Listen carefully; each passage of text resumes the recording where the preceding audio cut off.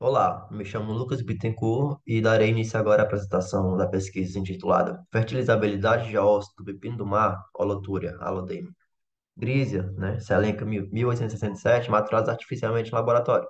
Essa pesquisa que foi desenvolvida juntamente com meu orientador, José Gerardo Ferreira Gomes Filho. Os pepinos do mar pertencem ao filé Cordemata, né, não possui dimorfismo sexual e tem fecundação externa. A Holothuria grisia ocorre em grandes densidades na costa do Piauí, onde é explorado comercialmente. A fertilização de ossos de pino do mar só ocorre quando os mesmos estão maduros, ou seja, após as duas divisões de maturação.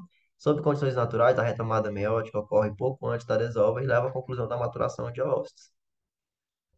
Em uma pesquisa anterior, né, nossa, Farias e Gomes Filho, 2019, desenvolveram um protocolo para a maturação artificial dos ossos dessa espécie utilizando dimetiltritol, né, o DTT, o redutor de ligação de sulfeto. Os objetivos dessa pesquisa: testar a fertilizabilidade de ossos de altura gris maturados artificialmente com DTT e, utilizando dados secundários, identificar os fatores metodológicos que resultam em ossos não fertilizáveis.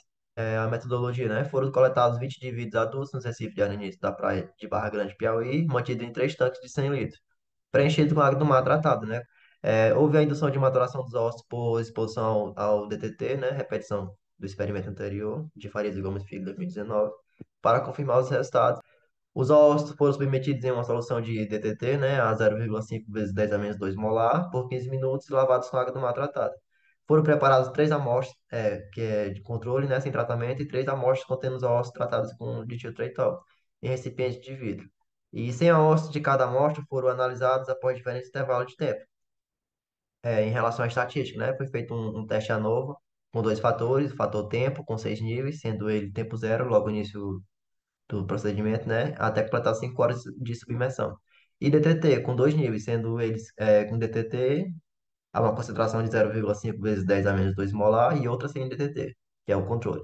Em seguida, foi realizado um teste post-hoc de Steph, né, que foi adotado um nível de significância de 5%, né? Para o teste de fertilizabilidade, foi preparada uma suspensão de óxido maturados artificialmente com aproximadamente 100 óxido por ml a menos um, né? E 1 ml desse esperma foi diluído 100 vezes em água do mar tratado. E depois, né, 1 ml desse esperma diluído foi adicionado a 250 ml de suspensão de óxido. Os óxidos eram observados após diferentes intervalos de tempo e a fase de desenvolvimento predominante a cada observação era anotada. Foi realizado o levantamento de todos os retores de ligação de sulfeto já testados em óxido de equinodermo, né, a revisão de literatura. E para esse levantamento foi inserido na base de dados Web of Science a seguinte expressão: Host maturation and induction and sea routine or Sendola or sea star or Brittle star or sea cucumbers or sea lily or sea fodder.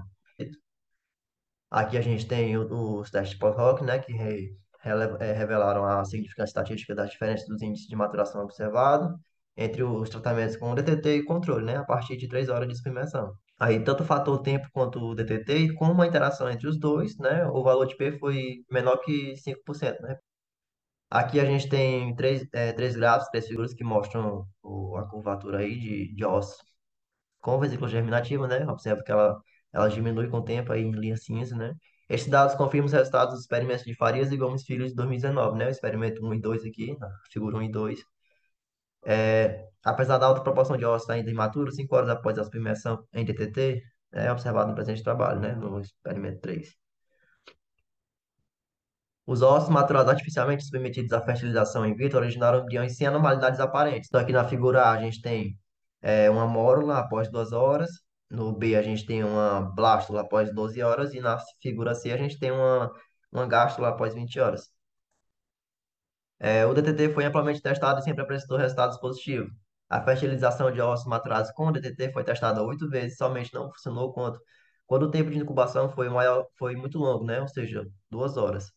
Aqui a gente tem essa tabela com os autores, as espécies e o tempo de incubação e o reagente que foi usado, né? E a gente observa que somente falhou quando o tempo de incubação foi muito alto. Conclusão: o presente trabalho demonstrou a obtenção de embriões normais de altura gris a partir de fertilização de ossos maturados artificialmente por curta exposição ao DDT. E a revisão de literatura ela aponta que a infertilizabilidade dos ossos maturados com DDT ela está relacionada ao tempo de exposição ao reagente. Aqui é o agradecimento à Universidade Federal do Delta do Parnaíba e aqui minhas referências.